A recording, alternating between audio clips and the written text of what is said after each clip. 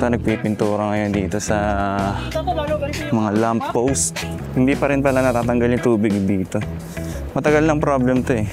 Ayan, silipin natin kung may development na ngayon dito.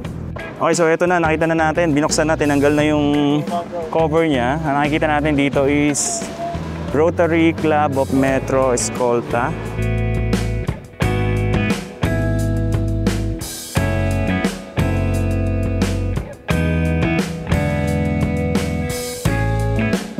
Alright, magandang araw sa inyo lahat. Nandito tayo ngayon ulit sa Pasig River Esplanade. Dito tayo magsisimula sa Phase 1 at mag-update ulit tayo para sa pinaka-latest na development dito as of November 22, 2025. So ito yung makikita natin dito na kaganapan ngayon dito. Ito, nagpipintura ngayon dito sa mga lamppost.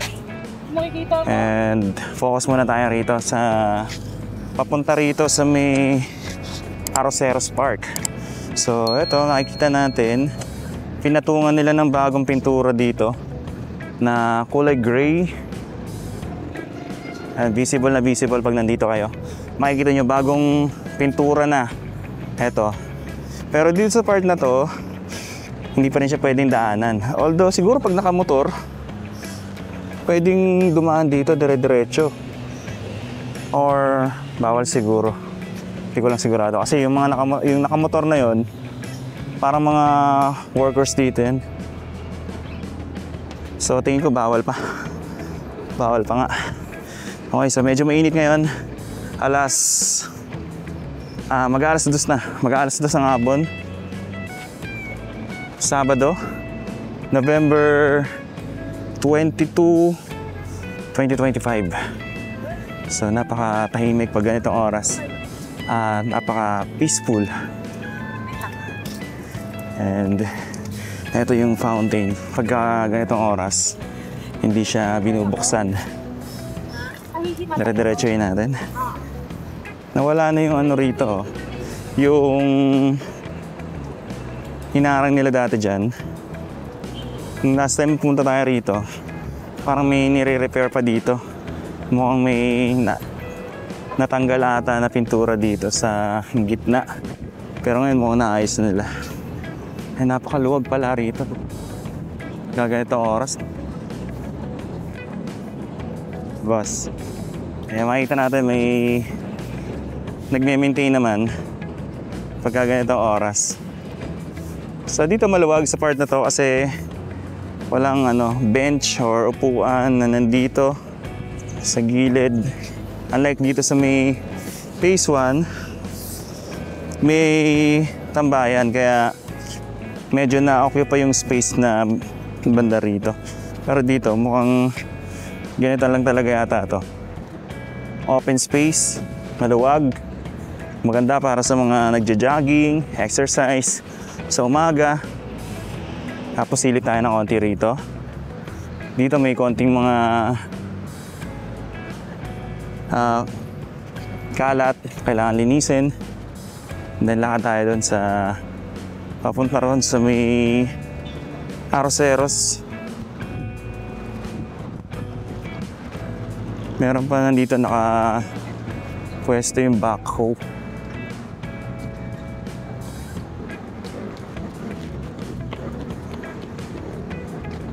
So dito sa part na to, may security na nagbabantay. And then mapapansin natin dito sa ibaba nitong MacArthur Bridge, may pa pala, may baha pa. Inopen na nila to, itong part na to rito. So hindi rin pala makakadaan dito kasi baha. Ayan, no? So hindi pa rin pala natatanggal yung tubig dito. Matagal ng problem to eh. Ngayon, eto. Parang siguro pag high tide, mataas ang tubig. Yan, hindi humuhupa yung tubig. Eto, magandang pahinga rito pag hapon or umaga. Pagka hindi natirik yung araw. Ayan, diretso tayo ron. Ayan, silipin natin kung may development na ngayon dito. Yung gagawing General MacArthur Park. Dito banda sa may gilid nitong MacArthur Bridge. So far, itong mga halaman, buhay pa rin naman siya. Eto, medyo natutuyot na. So kailangan kailangan may nagme-maintain din para nadidiligan. Eto, sunflower, sayang. Nagdadry na sila. And then, dito sa mga bakal na to, napansin ko lang, medyo konti lang yung spot nung dito, welding. So kailangan pang puliduhin to kasi parang mahina yung kapag nadiinan to, matanggal. Ito, tsaka to. Medyo mahina yung parang naispatan lang ng isang beses dito. Dapat to fully weld para mas matibay. And then dito naman sa part na to, mukhang magsisimula na rin yung construction. Kasi ito na yata yung magiging pahinga ng mga workers dito. Ayan, diretso tayo. Ito yung magiging design niya pag natapos na siya. Ganda, no?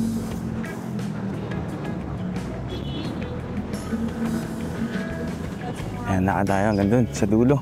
Ayan, makikita natin yung mga simento at saka yung mga hollow blocks na gagamitin.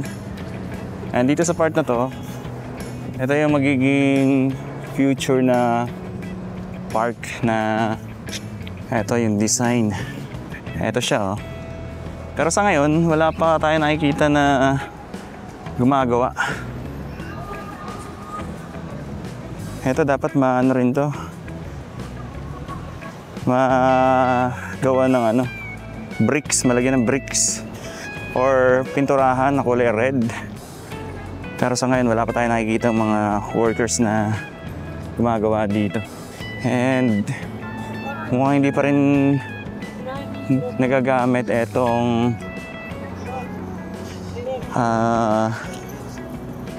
Pasig River Ferry, etong Lawton Station. Pero dito bukas naman na ito. So ito yung magiging park. Wala pa tayong nakikita na gumagawa rito sa loob. Andito pa rin yung mga bakal na para dyan sa tulay na hindi natapos. And pwede pa rin palang dumiretso doon sa may punta ng Lawton. Dito nga lang na-stop muna yung construction. Ito yung station. So sarado siya ngayon. Ito, hindi mo na siya ginagamit as station para dito sa ferry.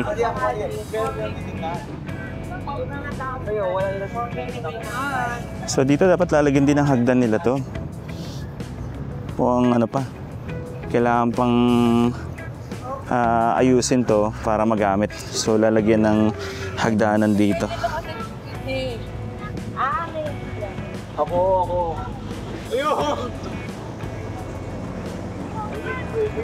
Okay, so lakad tayo. So magandang lugar to, nagiging siya, tambayan ng mga estudyante, yung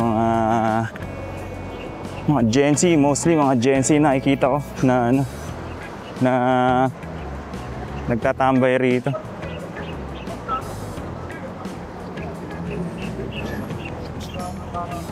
Dito may mga pulis din na nagbabantay.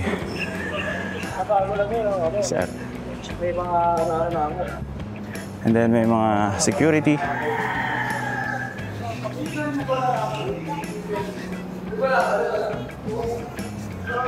So dito makikita natin may inaayos sila rito. Siguro mukhang kable. May binakbak sila rito. At mga kable ng kuryente. Okay, diretso tayo rito. Sarado muna to. Bali yung hagdan papunta rito, hindi mo na siya madadaanan. Ayan, maraming mga ano rito. Nag-practice. Ito naman yung Arroceras Park. Ganda rin, no? Ganda tambayan. Tagwal. Mas mabalik kayo sa gitna. Sige. Okay, so dito tayo dadaan sa may hagdan dito.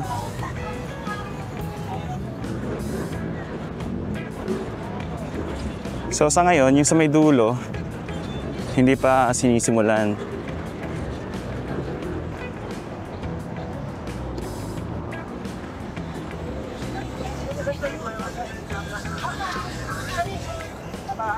Yan, mas malawak na siya ngayon. Unlike nung dati, nung unang design nito, parang ganito lang kalaki. Lagi na usually sinasayaw sa mga ganun. Ang hawayan niya, pre, yung mga rin din. Rio.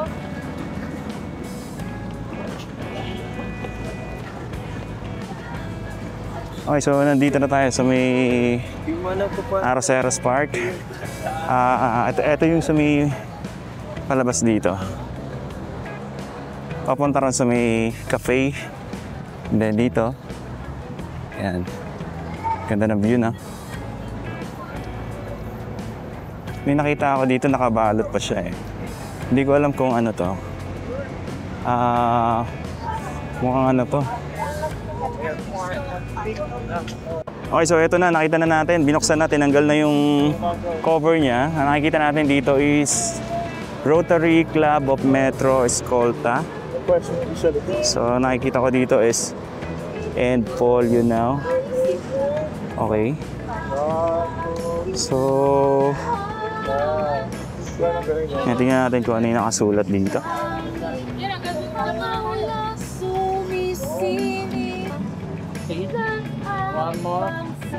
Alright, so ito yung nakita ko ngayon.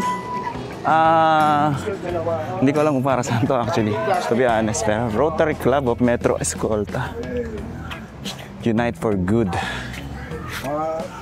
Alright, ngayon ko lang nakita yan dito sa Pasig River, Esplanade, dito along Arroceras Park.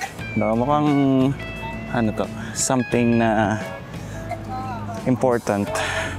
Okay, so dito naman sa part na to, nandito yung comfort room. Ayan yung CR dito.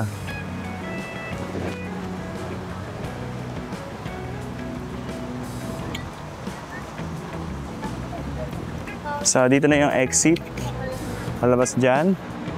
Then dito, kung lalakad tayo rito, ito naman yung forest dito.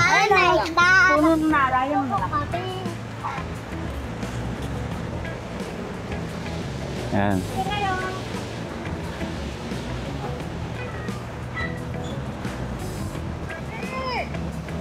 So dito ang presko, no? Ang presko dito. Kumbaga kung banda ron sa may bandang ilog, mainit, dito naman presko, tsaka malilim. Dito masarap tumambay. Pag mga ganitong oras, mga alas 2, medyo maaraw pa. Ito masarap tumambay rito. Kung mga hapon na, mga bandang alas 6, pag alas 5, yun yung masarap naman tumambay ron sa may bandang Pasig River. Ito may fountain pa rito. Ganda, no?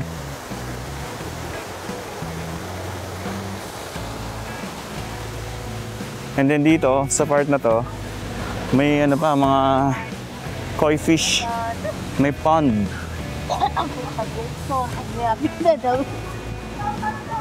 Ganda rito yun. Okay, so dito naman, dito may mga pangalan din yung mga puno. Kung ano yung pangalan ng puno, nandiyan makikita natin nakalagay dyan sa mga puno dyan. And then dito, sa part na to, nandito yung pond. Banda dyan. Tapos may view deck.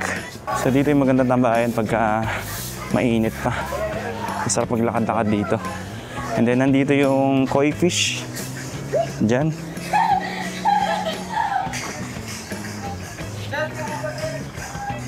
Punan natin.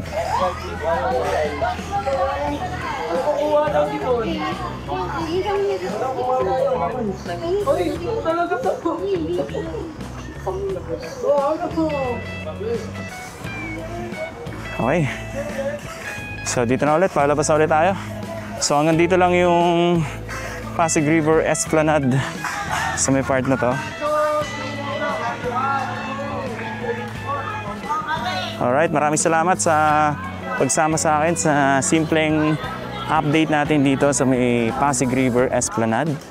Ngayon ay November 22, 2025, alas 2 ng hapon. Magkita-kita po ulit tayo sa mga susunod na update. Thank you so much and God bless po sa inyo lahat.